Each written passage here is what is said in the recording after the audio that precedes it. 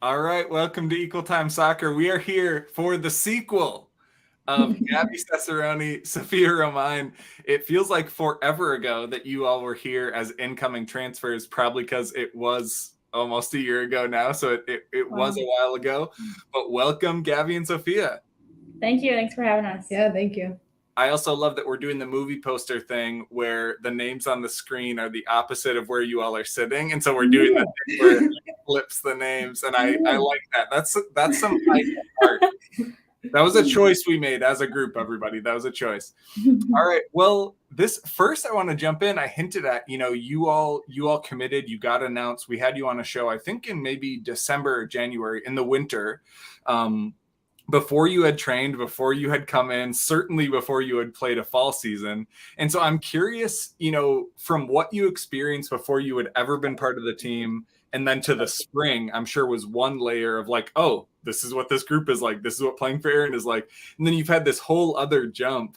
I'm curious first, talk about sort of that spring experience, because spring is really kooky. Like their players are injured, players are out. You barely play full-sided. Then you go on the road and play in like Kansas and these random places. So Sophia, let's start with you, because I think you'd maybe had a little more familiarity with Minnesota just having played them or being in the Big Ten or whatever. From sort of what you expected then to the spring season, what was that sort of difference of expectation like, or what was that experience like of actually experiencing being part of the team? Yeah, well, I never had experienced a real spring, off season with COVID and my age, but so I didn't really know what to expect exactly. I kind of just had an open mind to it. But yeah, I think the team was just very great with welcoming us in, and it didn't really feel like we were newcomers. It felt really quick that we were just blended in and stuff. But yeah, I think just figuring out soccer wise, personnel, figuring that out with what we were going to do. And I think just, taking it game by game, practice by practice, and just getting better. And I don't know. Yeah. How confident do you get from that spring then of how much, if you start at sort of full unknown of okay, no real idea what my role will be, no true idea of how I'll fit, do you get 20% of the way to confidence? Do you get half of the way? How far along that spectrum do you get after just the spring? Transitioning into the fall then? Yeah, feeling oh, I know what I'm supposed to be doing. I know. Yeah, summer and the fall season is way different than spring, but yeah, you definitely getting to play with everyone and actually playing games under Aaron, Allie, Maya, and Tara, and playing with the team, you get that feel of what your role is and what you should, what they're expecting of you, and how you can play a role. So I think that helps with the confidence. But again, it's a whole different level in the summer and the fall, and I think it definitely builds confidence. But again, it's not the same. Gabbie, coming from a D3, into a Big Ten team, were you just expecting overpriced rivers of milk and honey? Were you just expecting extravagant budget overspends, or how did your experience match your expectation coming in the winter for the spring season? Yeah, I think it matched my expectation pretty closely, just because I'm familiar with a lot of my friends and people that, went D1 right away. You probably had an entire spreadsheet of all the information you'd found via research, right? You'd already found out every single aspect of how the athletic department works and every service offered to students. You were like, oh, I knew about this from my research. Maybe not that much research was done, but yeah, the expectation, I think, regardless of the division level, is the spring is a time for learning and building. Right.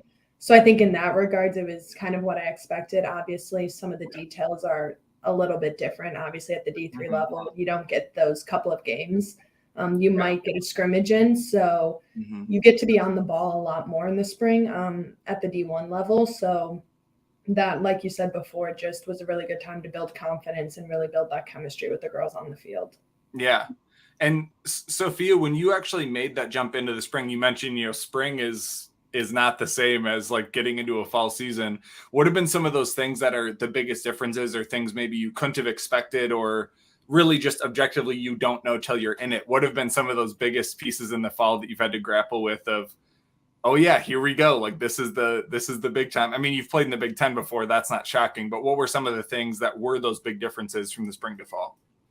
Well, yeah, spring is figuring it out. And then fall, it's like it has to be figured out. There's only so many games we have. And again, you do learn still in the fall, you grow as a team, but every game matters and every game is so important. So yeah, I think that was the biggest difference. This spring is just the games don't count, even though they are still important. But yeah, they all count in the fall and the summer. Are there any differences that you felt being in the games in this stint than versus when you were at Wisconsin? Like, has there been any difference of, oh, I have a certain level of comfort that's different, or oh, I try to do more because now I'm confident in this part of my game? Like, is there any sort of difference in your mindset now that you've been through a little bit of the college grind? Yeah, I think confidence is still gets here and there, but definitely that's the biggest difference I have from Wisconsin is the confidence.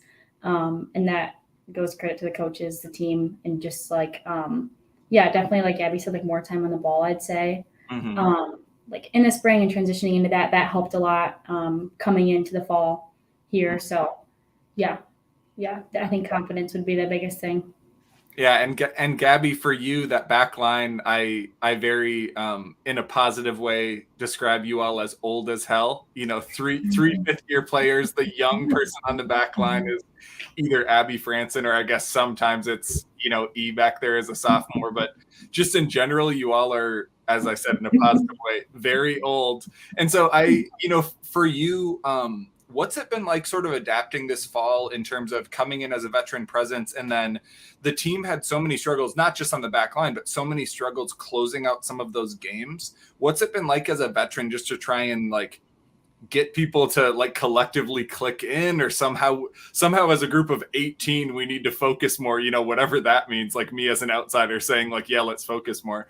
But what's that been like of trying to move from, playing a great 60 minutes or a great 40 minutes or a great, 70 minutes, and then just trying to lock in those results for you as someone coming in with, a lot of games under your belt?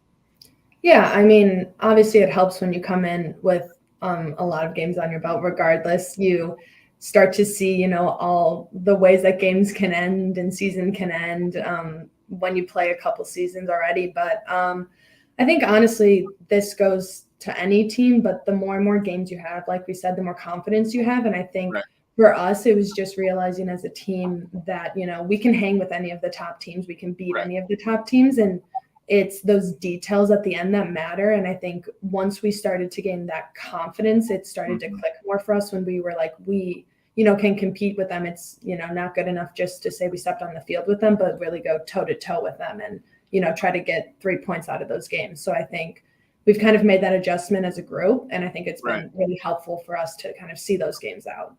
Yeah, it seems so simple to say like, well, we've been gaining confidence, we're playing more confident, but it's, if you've been a player, the difference it is going to a game with uncertainty versus going in. And even if it's borderline like reckless confidence, like in my last written piece, I was like, hey, my only really dumb advice is like, get crazy. Who's picking you to get a result against Rutgers? Like, get nuts, like try some stuff, because in a way there's some freedom to that too of, like, no on paper model would pick Minnesota to get a result against Rutgers, but someone like me who's seen the Gophers over the years knows that's in the program's DNA to go in and like ruin Rutgers Thursday night, and so it's fun to see when the Gophers are playing confident. That's an absolute blast. And speaking of confidence, Sophia, I have loved getting to see you at the tip of the spear in the center of the front line. I think maybe if people are remembering like super detailed memories, I believe, and this could be wrong, I believe when you were playing for the Badgers against Minnesota, we largely saw you outside, sort of in that wing role. We saw you start in roles like that. In moments in the spring, we also saw you out there, but then I know the coaching staff and everyone associated with the program kept telling me that you're such a dribbler. Like they kept using the word dribbler about you. And so it gave me the sense that they wanted to play you central and see what you could do. And so you've played a little bit wide at times. You've played as sort of that central attacking midfielder. And then it's been really fun to see you get those moments like pushing almost like the front line as a center attacker. Talk about just what those different roles have brought out of you or challenged you to do, or sort of what's been fun about them, but also what the challenges are of you trying to play different places. Yeah, I think the biggest thing would be like discipline. I think defensively, like as an outside role, you have different like roles to play defensively, offensively, and then figuring out that shift when you're in the midfield, it's a whole different role. You have different players around you. You're playing against different players. So you have to figure that out, be disciplined, and then just trying to be like free. I think also trying to figure that out. And that's where like the dribbling part comes in. I think just trying to do that more. And then, just have that like attacking mindset when we do have the ball. And again, still being disciplined, but trying to get forward and get numbers ahead. I think that's where my mindset kind of comes in with that. Yeah. And people who either listen to the broadcast or read my stuff are sick of me talking about the press, but they know that I'm obsessed with when the team gets into a press, even if it's like Kenna deciding to be a one-person press or you decide to be a one-person press, even that, I'm like, all right, let's go. And so I'm curious from your perspective, because I don't think the team for the last several years has run sort of like a true and or comprehensive and or all the time press, but it does feel like there are elements where you all are unleashed to play that individually, or maybe the team as a whole plays a little bit higher. And so there's sort of elements of a press being at least, I don't want to say allowed, but like encouraged or available to you when you're playing in sort of, that central attacking role or that wide roller up front. Are there different sort of cues you're supposed to be taking? Are you all as attackers queuing off? If one defender goes into a pressing mindset, then are the rest of you meant to queue off and follow? Talk about sort of that sequence of when am I released? When am I supposed to follow? Do I need to key off Soph? Do I need to key off Kevin? What's the vibe for you up there? Yeah, well, communication part is definitely important from like midfielders to forwards and whatnot. But if the forwards do go, like, then everyone has to go. You can't, you know what I mean? That's the biggest cue to go. And then obviously, like we were talking about with Kenna, she's just so good at like reading that. They might have like a better touch, or if you can just kind of read that in your head, like that sense of they're going, and then the rest of us, we just got to go, So it's not like I don't know. I think we just kind of figure out those moments as they go, but it's that if that front line releases, it's incumbent on the rest of the lines to follow. Otherwise, you're opening up a crap load of space. Yeah, exactly. Kenna, I like to think if I was a defender and Kenna was running at me, it's like if you have like a middle linebacker coming at you, like she's so strong and fast, and you're like, chill, very cool. And then all of us are just like, okay, let's go. And we just follow. There have been moments when there is what I would deem to be like a full Havoc D lineup out there. Like when there's times where it was like you, Sadie Harper, obviously Sophia Bowman is almost always out there. Meg Gray was out there. There was like a full Havoc D, like small ball, like pester unit at one point. And I was like, oh, this is my dream. Like this is everything. Yeah, that's great. And Gabbie, I also have some nerdy questions for you. Don't worry. So this year, one thing that's super noticeable for folks who have watched the team before, especially after last year, is the way the team is using free kicks and resets has been very, very different. So up until maybe like 3 games ago, there was almost a militant discipline of like quick reset. Like the moment the whistle is blown and you are allowed to, you restart play, you try and jumpstart it, all of those things. And it's been interesting for me to see that tactic, because both Delaney last year and you this year also have shown an ability to serve a nice long ball when you're given the chance to reset. So I know there's that tension there of, can you catch the opponent off guard and just like find a gap? And then there's also the tension of, ooh, I could serve this sweet long ball. Like I could get it right into the box. So talk about sort of but that has, and I should say that has changed a bit over the last few games. There's been moments where you pick and choose and you do a hard reset. And I will also say, you can add into your answer, I've also been surprised that they have you take some long free kicks, because you so clearly are also the best aerial threat. And I'm like, have Lainey serve that up, man. Get Gabbie down there. So talk a little bit about sort of what the thinking is on not only free kicks, but throw-ins and all those quick resets, because obviously there's a lot of tension to all those options. Yeah, I mean, I think a lot of it has to do like, what point in the game are we? What's the score?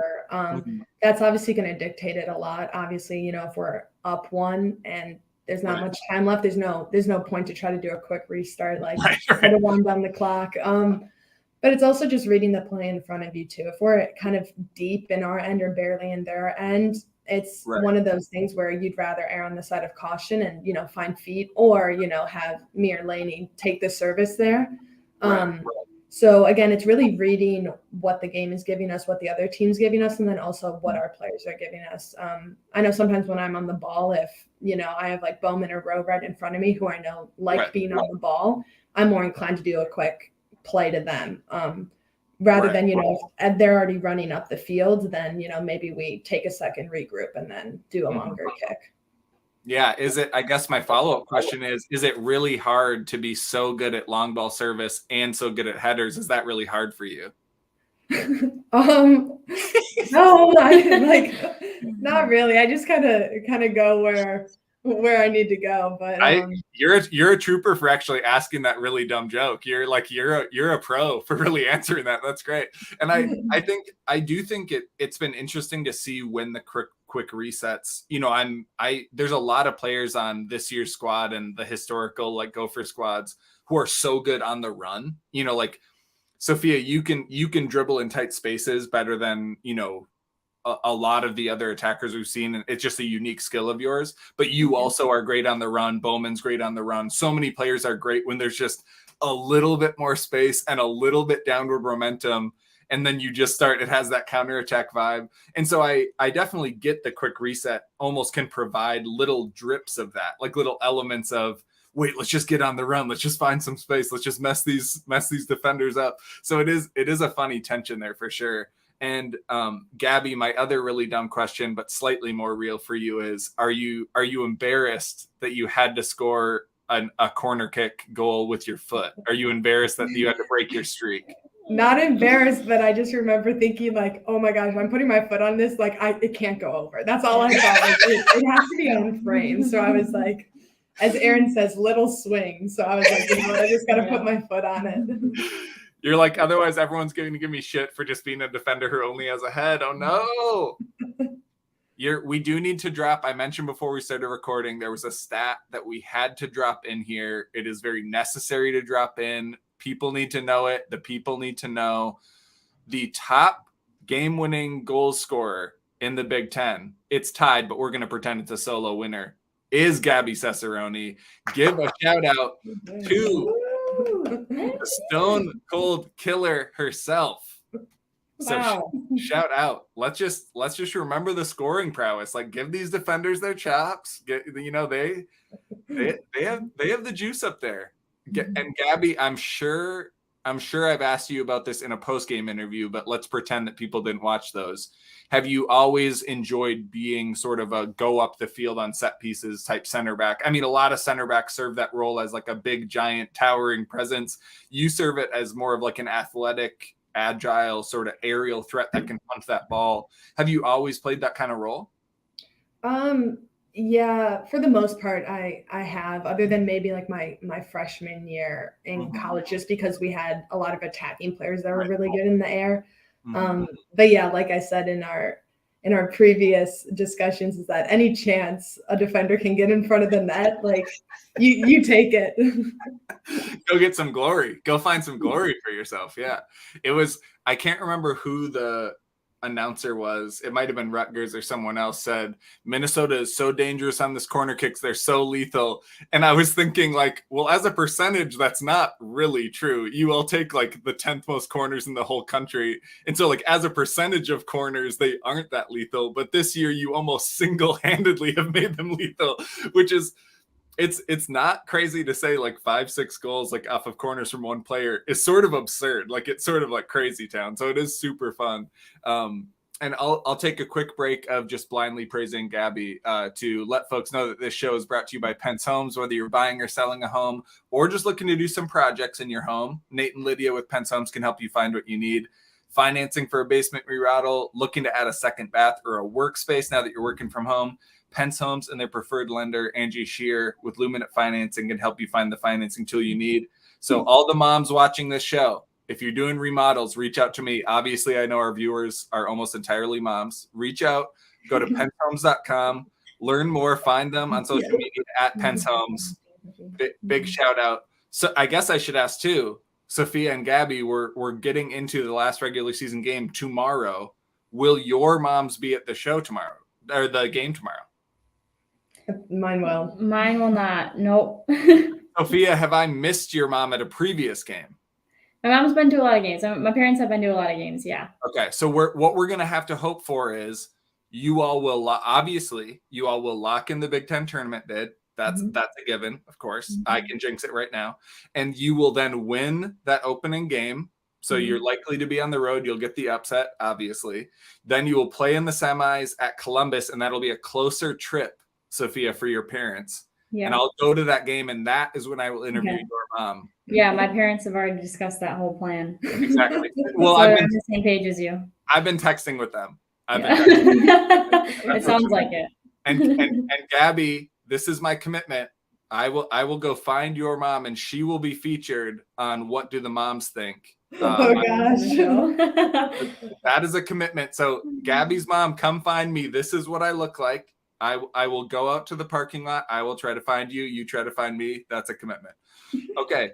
Now we are going to get into even more serious topics. First up, road trips. We are going to jump right into this. Let's start broad. I'm very curious. You all have been in the college game a while. You've done a lot of road trips. I'm curious, what is your strategy? What's your plan of attack for like the mix of homework demands, but also what places you need to try food? You're in new places, actually having fun while the logistics of traveling is occurring to you. Let's dig into this. I mean, and also, do you have a go-to roommate, like someone you always room with? Let's dig into this. Sophia, you go first because I was making Gabbie talk for about 10 minutes. Gabbie's my roommate. Whoa. We're roommates for the road. This is great. Yeah. Was this kind of like they made the new transfers like room together thing? Was this like at first we weren't together. At first we weren't. Yeah, and then after the first trip we were. Big Tens, yeah, we've been together. Okay. So what made that happen? What was the click into place? Probably for me to make sure that Ro showed up on time. Probably. Actually, yeah. Ro, we can't afford to not have you at games. She keeps me in check. But yeah, like homework and stuff like that, personally, I don't do on game days. Or the day before or the day after. Kidding. No, more on the road. Like I'll get my work done, but I try to just get it done to not worry about it. I don't want to do it. And then we have fun. We always have fun, even when we're like, I don't know. I think we just always have fun together. And whether it's a small group or we're all together, we just enjoy those times on road trips. And I think it's fun. And those are times to enjoy together, like dinners and stuff like that. Road trips, just make the most of those times together. It sounds like Gabbie's big sistering you. Gabbie, have you had big sister vibes even from when you were like 5? Like you seem like maybe that type of a person. Yeah. Maybe a little bit. Yeah. So some of these road trips are kind of specific. Like some of them are clean and easy. You fly into a place, college is pretty close. Other ones are weird as hell. This year you didn't have to go to like College Station and all these bizarro places, although you do have to go to Illinois again. And I know Champaign is like specific as hell to get to. And Gabbie, we won't make all the people hear about our D3 road trips you and I both took. We're going to save everyone of what the busing trips that you and I have been on. So we'll stick to only Gopher road trips. But talk about when you're going to a spot, is there like a group text where you're finding cool spots to go to? Or are you finding restaurants of like, oh, I heard of this spot, we got to go here? Like how much is it sort of whole group, giant, bizarro 26-person crew vibes versus let's just chill and divvy this out? I mean, for the most part, SJ is on top of that much in advance. So all of our food places are picked out ahead of time. Unless maybe there's like a lot of small places right around, and then she'll kind of ask you like, here's a few options. But we usually have all our meals together. And all of that is situated ahead of time. Or we'll get like coffee together, whatnot. Right. But like meals and all that is all planned together from SJ. If it's a bus ride, pure bus trip, no flight, you're all bus. Let's pretend it's like the longest bus ride you have to have. What's the setup? Is it all still separate individual, small group, whatever's? Do you do full bus movie like middle school style? What's the vibe on the bus?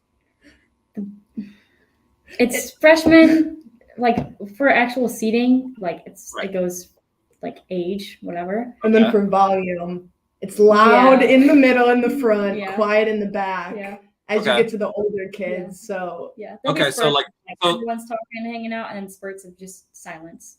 Okay, so in the middle, obviously Plashko is in the middle, and then who else loud? Who else are the loud folks in the middle? Kaya, of course. Also, Bowman and Sophia are also loud as well. But wait, but you and Bowman are loud? This is like these things I just can't predict. This is why I ask the questions. Like it's I'll have you and Bowman on shows, and you're just like super low key, like super chill, and then you just save all your high key vibes for the bus. Yeah, right, exactly. That's a good move. That's true. Yeah. You know all the pro teams are scouting you right now. They're watching this, of course, so that you need to put on good vibes.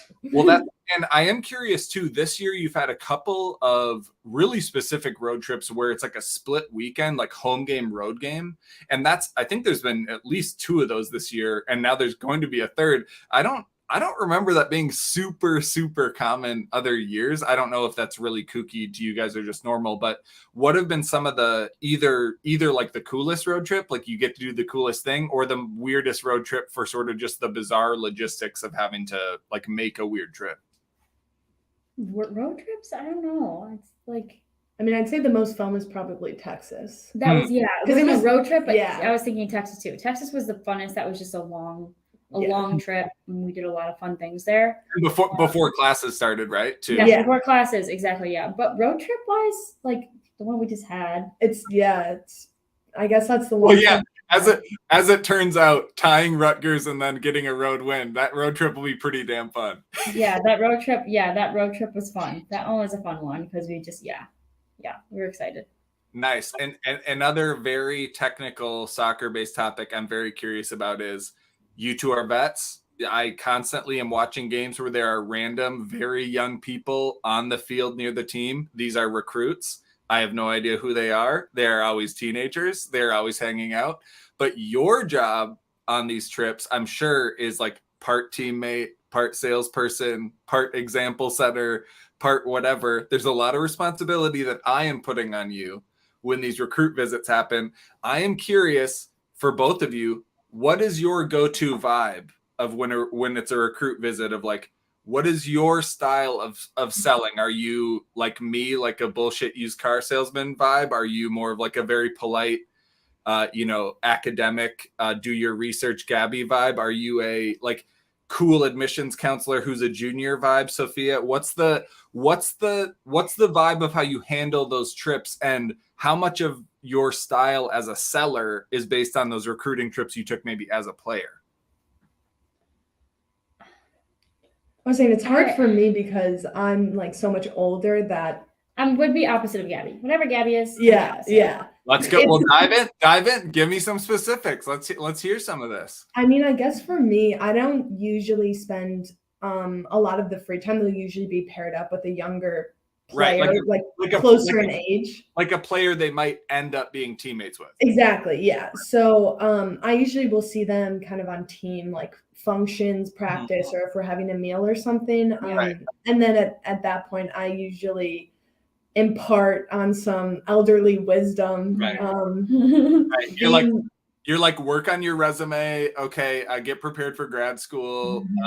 And they're like, who was that assistant coach? I don't know. Yeah, no, I think I try to take more of instead of selling Minnesota, trying to more so give them advice on just what they should consider at large. And I think that was what I appreciated when I was a kid that age. I liked not being sold a school, but rather kind of given, the research, and then just kind of finding out what was the best fit for me, because sometimes Minnesota is not the best fit. And I think ultimately you want those recruits to end up at the best possible school for them, wherever that might be.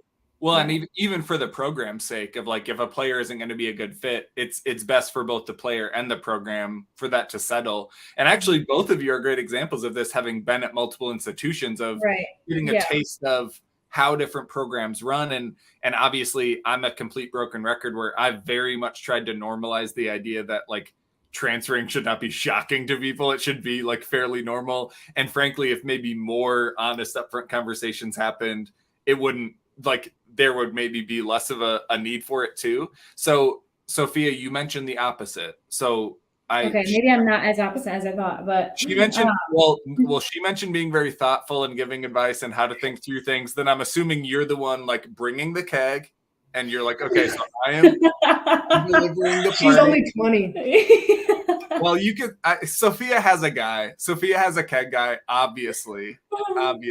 So no, I would say it's the same. Like since I have transferred, I do like mm-hmm. try to think about, I've been on different sides of Right. it. So that definitely like asking those questions and I don't know. Yeah. Just like Gabbie said, I think like having that advice of just not like everyone's different. So like I can't say that, nothing's right or wrong. Everyone's experience is different. So I think emphasizing that, but just, I don't know, wherever it's the right fit, if you feel happy there, even if, like besides soccer, athletics, like who's, you know what I mean? Like, there's so many places. Right.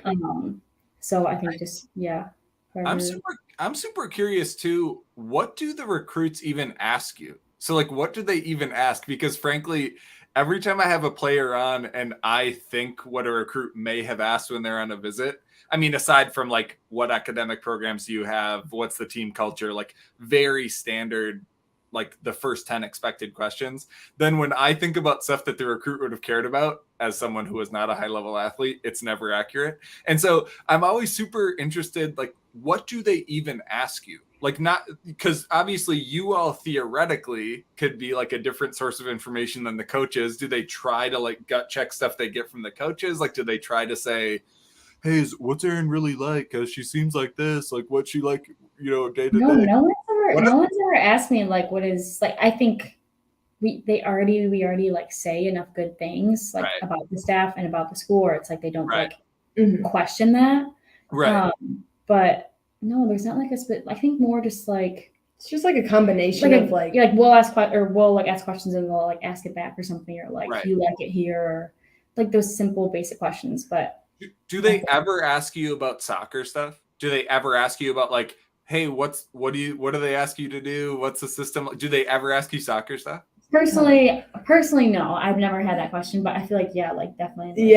Like, I think it's more so along the lines of like, so, what does it look like, when you come in, what's the summer like? Yeah. I mean, when you're that age, like looking back, I laugh at like some of the questions I asked and I was like, that I didn't ask, like, how did I not think of asking like a huge question? Yeah. Like thought of. Well, wait a second. Now you have to name what those questions would be. What were those questions? I was thinking like about like questions that now like that I've been through it, like some stuff that I would ask like about that, like coming in the summer, like like culture, I think would be a huge thing as well. Like asking about that instead of just like, do you like it here? I mean, I think as a recruit, most people are going to say yes. Right. I think more, it's.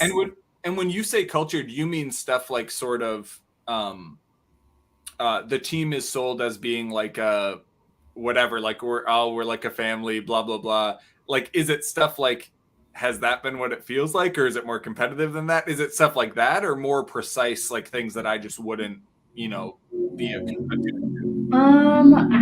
I guess maybe like, and like what like the coaches emphasize on team culture. I think that's a big thing too, because we look up to our coaches. So I think like that's a big thing. Do they really care about that, or what specific things maybe do you guys do to like outside of soccer? Right.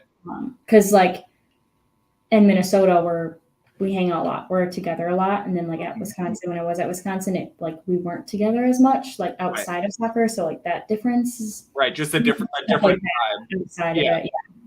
And I think too, it's really funny because you mentioned like what current player is going to, if someone says, do you like it? What current player would be like, it kind of sucks. Like, actually this fall's been pretty brutal. I haven't had the role I wanted, and I thought I'd be playing more on the right. Turns out they're playing me in the back. It's been so like, no, also just like as a human, like no one's going to say it too. Right. But I do think the one thing I will say, and obviously I mentioned moms are our top audience. The second audience, biggest audience, is obviously recruits. They obviously watch the show a lot. So speaking directly to them, obviously a lot of 16-year-olds are watching the show. I will say that the really funny thing in the Erin Chastain era has been the chatter like before shows start, after shows end, when I talk to parents, when I talk to players off the record, like the conversation about Aaron and the staff is so positive. If anything, like the on the record comments like undersell how positive the conversation is, which is so funny because you think if it's positive, like it'd be the opposite of the really shiny stuff is public and then the like the grayer stuff is in the middle. If anything, Aaron and the staff are so well regarded that it's the opposite, that the public on the record comments almost undersell how well regarded she gets. Right. So that's also great. So props to you, Aaron. You're getting a lot of love. I'm sure Erin's also watching. She is a mother, so she probably is watching. Mother. And we are going to get into our most serious topics now at the end. First one is we talked about the coaching staff, gave them a bunch of praise. Now it's time to really get into what we think of their athletic talents. Gabbie and Sophia, we are diving in. Coaching staff athleticism is about to be quizzed. Both of you have to make very important decisions here. So we're going to start with what I would view as least of all sports, which would be golf. Let's say that they are competing in golf. If you had to rank, and we will just rank Aaron, Maya, Tara, and then so we will only list the four listed coaches, none of the support staff. So SJ is not included. Okay. We will not include Corey. Corey and SJ get enough love in our Twitter thread. So Aaron, Maya, Allie, Tara will be the four. So if we had to play 9 holes, 18 holes, I don't care. Golf is stupid. If they had to play golf, how would you rank those four? And Gabbie, you have to go first because you are so old. Okay, I feel pretty confident. Yeah, I have mine too. So the first one I'm going to say is Aaron's number 1. My reasoning is because her husband plays a lot of golf. I know that. Of course he does. He's a white dude, so of course he does. Exactly. So I know that he plays a lot of golf. So by association, I'm going to give it to Aaron being number 1. Okay. And I think she could maybe be okay with messing up a few times. Smart political move, by the way, because she does decide to line up. So smart political move on your part. Yeah. Number 2, I'm putting 2 and 3 are where I'm not sure. Well, list 4 first, then. Let's shit on somebody. Let's get crazy.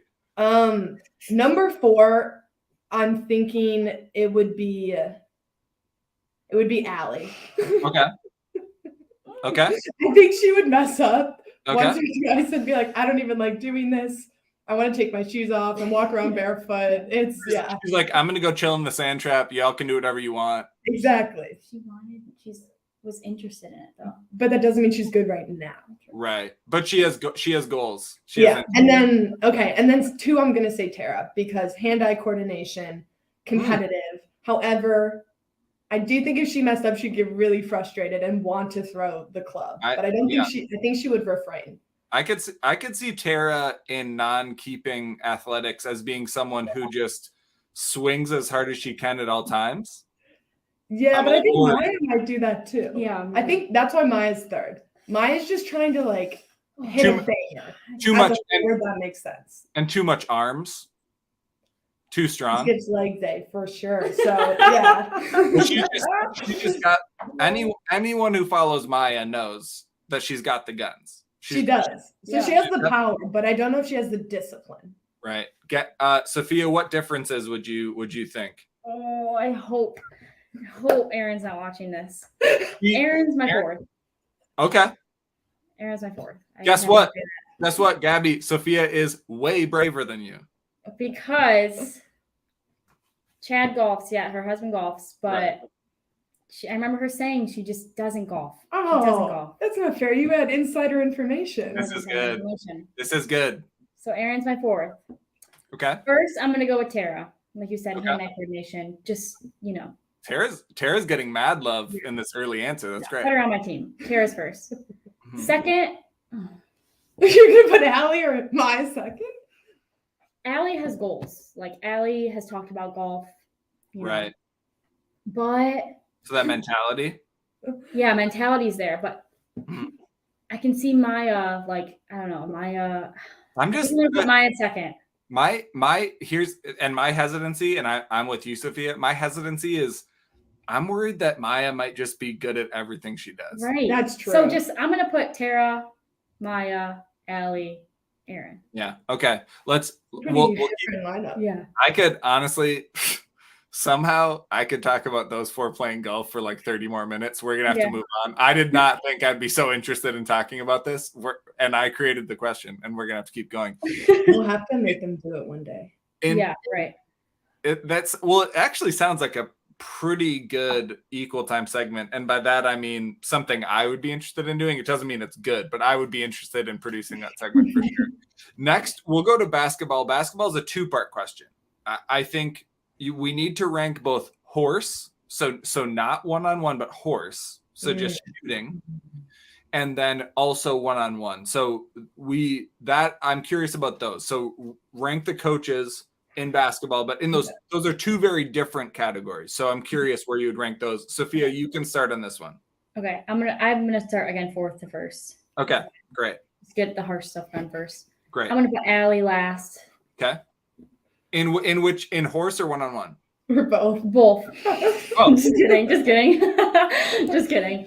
I would put. Oh, I gotta think about both. I'm just doing horse right now. Okay. I'm gonna put Allie last. Okay. Maya 3rd. Okay. Aaron 2nd. Okay. And Tara 1st. This is, and I will admit here, I did not look up whether any of these people played basketball. So I'll admit that there are times where when I do a show, it's like a recruit comes in and they used to be a 2-sport athlete or some random thing. There are times where that's the case. For all we know, like Aaron literally played varsity basketball. Like I don't know. So this is going to be great. The follow-up DMs I might get from this is great. So that was horse. Do you have my 1v1? I'm gonna put Maya 1st. Mm-hmm. I think her speed, her athleticism. I think I'm just gonna put her. She might fall out. She might fall out. Yeah. Well, if it's one-on-one, we might be playing call your own fouls. Street rules. Then it's a matter of pride, frankly. Yeah. I'm gonna put Allie 2nd. Okay. One-on-one? Because a lot of heart. Fitness, like I think she could. And maybe she's just in good shape still. Yeah, right. Yeah. Even though I did race. Although, frankly, your coaching staff, compared to almost any like full coaching staff, everyone is in really good shape. You have no like 60-year-old dudes like on your coaching staff. Like it's all like pretty badass women. I don't know. It's tough. Right. I'm gonna go Aaron 3rd. Okay. With the 1v1. Okay. I think when it comes with the street rules, I could put her 1st, but we'll put her 3rd. Aaron. I'm gonna put Tara 4th. Because I think I don't know. I think I don't go more with like the goalie. She has more defensive mindset instead of like an defense attacking can be good at mindset. 1v1. But like you gotta get the points. So. But you also have to defend. Yeah, but I'm just gonna go with the attacking. Okay, threats. all right. See, this is where I know why our answers are different. It's the offense defense thing. So Gabbie, you go now. So my horse is similar, but I'm putting Allie last. Okay. Yeah. I'm putting. By the way, we just need to tell the audience you two are being so incredibly brave. You both. I'm going to. You deserve a medal of courage, a medal of freedom, whatever the medals are. I know. I'm sorry, Allie. Being very brave right now, and frankly, I'm also being really brave and even posing the question. So I also deserve a medal of courage, and so we just need to note that for the record. Keep going, Gabbie. Yeah, 3rd, I'm putting Aaron. I've seen her when we do some drills and we're heading it back to her. I've seen the hand-eye coordination. I think you're worried. I think it's there, but I think Maya's would be stronger. Yeah, so I think So I'm putting Maya 2nd. Yeah. Tara 1st. Yeah, ours is similar. Yeah. For the 1v1s though, I'm putting Aaron last. Okay. Mainly because I'm thinking nothing against it, but the others have some years, so they're a little bit more agile. And I think Aaron would be like, "This is ridiculous. Right. I'm not putting her on the field." But the street rules, right? He would be like up there, maybe. No, I'm saying I think she wouldn't want to take part in it. Okay. She's she's above it. Yeah. Right. Yeah. Exactly. She won. So she's not doing. She's like, I'm not playing Stewie roles with you guys. She's so above it. That's why Erin's fourth. Third. She's like, Third. I'm putting Allie third. I think she would be quick, but I think it would get a little physical. Right. And the height issue would factor in 1v1s. Right. Second, I'm putting Maya second. Wow. Because again, Tara has the better hand-eye coordination, so she might be able to get a 3 or some longer distance shots off. And I think she'd be really competitive. So Tara's first. Tara is getting unbelievable amounts of love on this show, and I've covered Tara. I've seen her. She's a shot stopper. She's got the juice. I will say, with a keeper and other athletes like that, there is like a 5% chance that she literally like couldn't shoot the ball within 4 feet of the basket. There's a small chance that, like, again, I don't know. Exactly. I'm taking the odds. I think with Tara, I'll take the odds. She also might be able to dunk. I find that hard to believe, but like, there's the extremes. We will move on to tennis, which I think is also a very individual sport. Requires a lot of agility, requires a lot of focus, a lot of mental dexterity. Are you playing for power? This one is actually hard. I thought I knew it, and now no, I know. I think I know my number one though. Gabbie, we'll have you go first, Gabbie. No, I think I'm putting Maya last. Okay. I think it takes a little bit of like intense focus, and I think, like we said, she's strong. I think she'd overswing and launch the ball. Right. Okay. Yeah. And I think maybe her reflexes to like defend. Right. I think I'm putting Maya last. Actually, Okay. Yeah. I think this is where it gets interesting. I think for third, I think I'm putting Tara third. Kind of for the same reason. I think she might get a little too excited, and she's more of like a competitive, physical, more like she want to whack it. Yeah, and I think she might get ahead of herself and start whacking it. Right. I think I'm putting Erin second. Okay. Mainly just because I think matched up with Allie might be a little bit quicker right now. Yeah. And I think Allie would play some like cheeky like balls to the like corners. And I think Erin's technique would be really good. Erin would, It would just be maybe the really fast and hard movements that put Allie above. Soph, what do you think? That's solid. You go with the same? That's a solid list. You go with the same? Pretty good. Yeah. I think I might go with the same. The only insider info, although it's not really insider because you both really should have been consuming every episode of my show. So it's not insider info. It is an element that viewers would know. So the moms know this, is that Erin is obsessed with, I think it's called platform tennis. Oh, and she's really into watching tennis. She loves tennis. Well, no. I forgot about that. Well, no, wait watching just because you watch. Yeah. Well, wait. So platform tennis is not tennis. I don't actually know what it is yet because I haven't played it with her yet. But she did at one point offer to play with me, which, Erin, I'm going to call in that offer, obviously. It's, I believe, based on context clues, it would be somewhere between tennis and pickleball. Oh, so maybe a smaller court.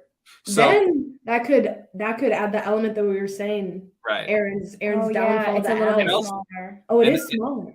And also the same way in early choice towards Erin, I said good political choice, Gabbie. I'm also making a political choice. I need Erin to know that I'm repping her athleticism because that's the most important source for me. So I'm also going to rep. I think Erin would win at tennis, of course.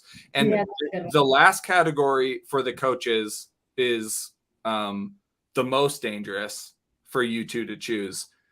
There is a last minute injury, but also a last minute NCAA rule change that allows a coach to play one game of NCAA Division I women's college soccer. You are allowed to choose one player to give you a 10 to 15 minute stint off the bench. Which coach would that be? And also, where would you play them? And Sophia, Maya. I put her right at center forward, and I'd say, "Here's the ball, run, have fun." And you just turn Gopher Soccer into a chuck and run. Yep. Yeah. Just like, let's see what happens. Yep. As it turns out, she might be able to score. She probably will. Yeah. Well then I mean, that's not very interesting. Who would your second choice be?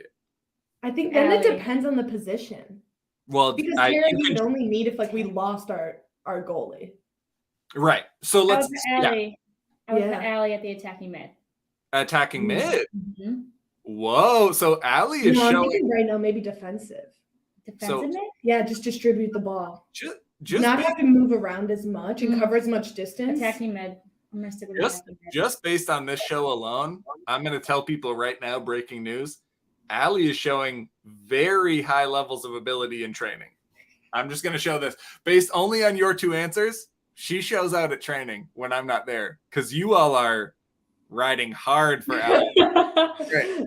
This is respect to Allie. Allie, guess what? The problem is now you are going to have to do goofy equal time segments with athleticism because you're getting repped hard.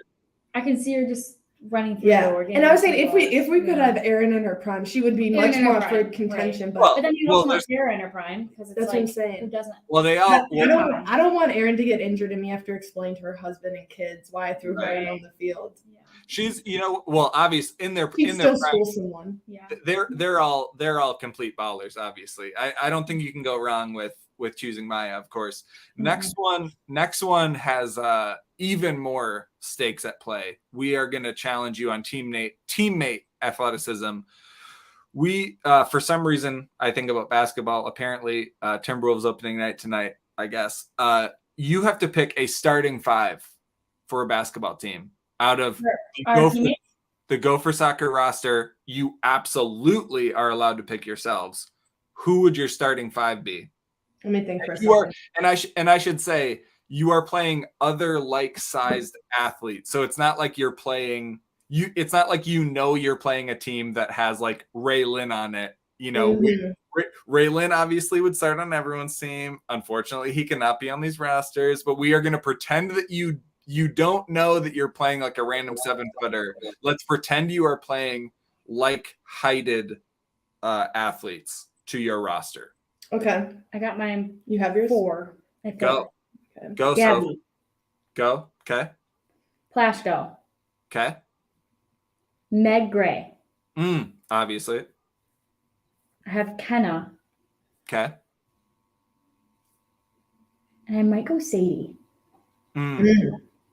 Tip of the spear, full court press, let her reach. Yeah, I might go Sadie. Yeah, maybe. Okay. Who else played basketball? This is what I'm thinking. Mine's a little different. Or Millie. Oh, Millie. I need Millie on my team. Right. Yep. Okay, Millie. So Gabbie, Plashko, Meg, Kenna, and Millie. Sorry. Because Millie actually played basketball, right? Did she? Or no? Her dad played basketball. Yeah. Sorry, Izzy too. Izzy? Oh, you're doing both. Well, they have it in the blood. Right. Millie's tall. Yeah. Gabbie, what do you think? I think mine is me. Me, Plashko, Millie, Donnie. Okay. Yeah. And then that's a good one. My last one would be No. I think you would get too excited. Kristen. No, I think my fifth would be Sadie. Sadie is just everyone's people's champion. It's just the grit, the hustle. Yes. Gabbie, are you just a supremely confident person, or did you actually play basketball? I played for 1 year. I played but I feel very confident in my defensive abilities on the court, and then I'll dish it off to other people. Offensively. Right. I'll let Millie be our center. Yeah. I think I do need to go back. I think I made Kenna and Meg Gray answer this question a year ago. I need to go back and see if there's any overlap because there are certain players who have actually played basketball. I'm confused, for example, that you both picked Plashko because my experience with hockey players is that they are not good basketball players, but maybe she just has the talent. I just think, yeah. I think she'd just be a Flash girl. I think bulldog she'd on the yeah, court, yeah. block, she would- Well, yeah. that is not in question. She absolutely would. It's more the destroy- mentality than I Right. think the skill set. Right. Got it. So you would just play. You would be playing like Big Ten basketball, like no shooters, Yeah. just grind it out. Yeah. All right. Mhm. Next one is a little more closely associated with soccer and a little more of a giveaway because some of these people have done these things. Pick a 4x400 meter relay team. Meg Gray, Gabbie, Who was your second one, Donnie? Meg, Gabbie, Gabbie. Kenna, Mm-hmm. Elena. Well, I'm gonna choose Fiona because she did track and she ran that, so I'm gonna choose Fee as my Okay. first one. Yeah. Yep. I think I'm gonna do 400's a long race though, so I'm saying Yep. I think I'll do Fee.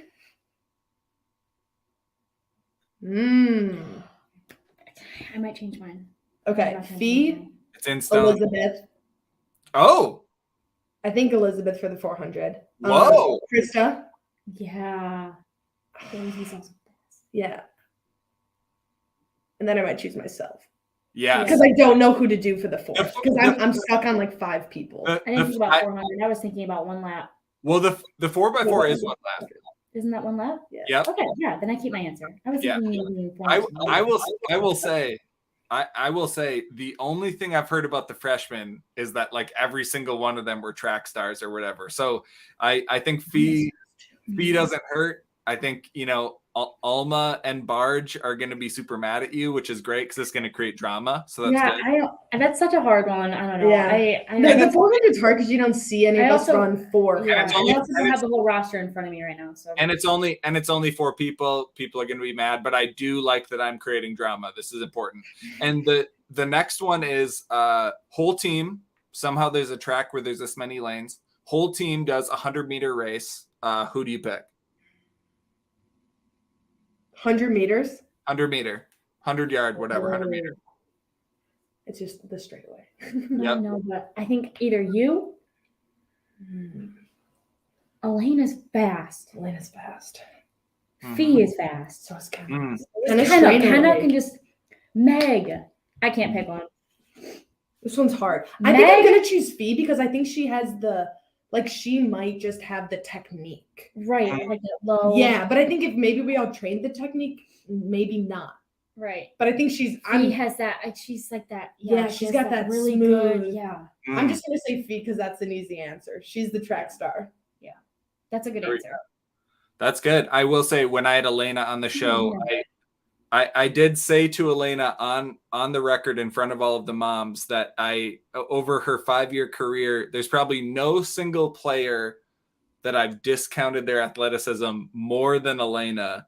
Because very regularly I would say things like, oh, back line, like maybe needs a little more quickness, whatever, blah, blah, blah. And then someone with the team would be like, Elena is literally the fastest player on the team. And they would just dunk on me. And so that was outwardly acknowledged for the whole world of moms to see that I had made that mistake. And Elena got to hear it directly. It was a very big moment, obviously big moment in her life to hear that. So lastly, this is a little bit of an open court because I've thrown a lot of crap at both of you. Is there anyone, either yourselves, an athletic skill or other people on the team who have demonstrated a very specific athletic sporting skill? Because I've seen volleyball night, I've seen all these posts, I've seen so many posts about you all just like showing out as athletes. So to either of you or both of you, is there any athletic skill I have not let you brag about for yourself or another teammate's athletic skill that just needs to be mentioned, other than like Plashko being like a stud goalie in hockey as well or whatever, like that's known at this point. But I have. You say yours and then I'll say mine. I golf. you do golf. She did. She did like 9 holes by herself. Yeah, I golf. Soph, we're gonna golf now. It's gonna be an equal time feature. We're gonna do a boring golf thing. I really like golf. I'm not the greatest, but I enjoy it. I like it. It'll be great. Okay. Gab, then- what do you? Mine is maybe not a specific sport, but Bowman handstand walking. You think you We're this is made for the internet. This is like made. That's all I'm gonna leave it as. Handstand walking. Wow, Yes. Bowman, sorry. They came on, they gave away your secret. Now I know. This is gonna have to be on the internet. 50 yards or like 40 yards. Far. She went far. She trained. This is, of course, Bowman would train a skill like that. She is a Terminator, of course. I loved SJ had a great Insta story where it was bow and row for you two, for the Sophs, for all of the Sophias in the world. Well, obviously, I think the bullshit questions at the end alone went like 30 minutes. You both have committed a lot of time to this show. Yeah. Absolute saints. For those who have tuned in, who will tune in Thursday morning, Gophers play. They host Purdue at Elizabeth Larabi Stadium. They are hot. They got a tie against a top-ranked team in Rutgers. They beat Maryland on the road. Any road win in the Big Ten is huge. They are in position to keep these battles going and to claim Big Ten tournament status. Gabbie Cesarone, Sophia Romine, 2 hugely impactful transfers for Gopher Soccer. Thanks so much for joining us. Thanks so much. Thank you.